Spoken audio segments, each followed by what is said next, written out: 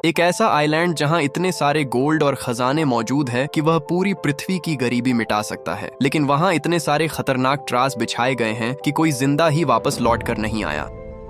इस एडवेंचरस कहानी की शुरुआत होती है इंडोनेशिया के एक आइलैंड को दिखाते हुए, जहां पर कुछ गैंगस्टर्स की टीम बहुत ही ज्यादा खुश लग रही थी। दरअसल उन्हें फॉरेस्ट के अंदर उन्हें सर्च के दौरान कुछ अनोखी चीजें मिली होती हैं। ये चीजें काफी ज्यादा एंशिएंट थीं, जिनकी ब्लैक मार्केट में बहुत ज्यादा रेट है। इसीलिए वह सब इतने ज्यादा हैप्पी थे कि उन्हें बेचकर वो पैसे कमा सकते हैं। अब इसी चीज का जश्न वो सब मना रहे थे। उन्हीं में से एक आदमी होता है जो साइड में टॉयलेट करने चला गया, लेकिन अब ट्रैवल करते हुए अचानक उसे जमीन पर एक मास्क मिलता है। वो मास्क लोहे का था और इस जमाने में इस तरीके के मास्क का यूज नहीं होता। वह आदमी इस बात पर काफी सोचने लगा कि यहाँ पर यह कैसे आया, और अब वह उसी जगह से थोड़ा आगे बढ़ गया एक्सप्लोर करने के लिए। तभी उसे पहाड़ के बीचों बीच एक छोटी सी सुरंग दिखाई दी। अब उस गैंगस्टर को एकदम से जिज्ञासा हो गई कि अंदर क्या हो सकता है। इसीलिए वह बिना अपने साथियों को इन्फॉर्म किए उस छोटी सी गुफा के अंदर चला गया। उसका मानना था कि यहाँ पर और भी ज्यादा एंशिएंट चीजें मौजूद हो सकती हैं और उन सारी चीजों को वह अकेले ही रखेगा। अब अंदर एंटर करते ही वह आदमी एकदम चौंक गया, क्योंकि भले ही यह गुफा बाहर से छोटी दिखाई देती है, लेकिन अंदर यह बहुत ही ज्यादा बड़ी है। वहाँ पर अलग अलग चैम्बर्स मौजूद थे, जैसे कि इसे किसी ने बनाया। एक ऐसा आइलैंड जहाँ इतने सारे गोल्ड और खजाने मौजूद है कि वह पूरी पृथ्वी की गरीबी मिटा सकता है, लेकिन वहाँ इतने सारे खतरनाक ट्रास बिछाए गए हैं कि कोई जिंदा ही वापस लौट कर नहीं आया।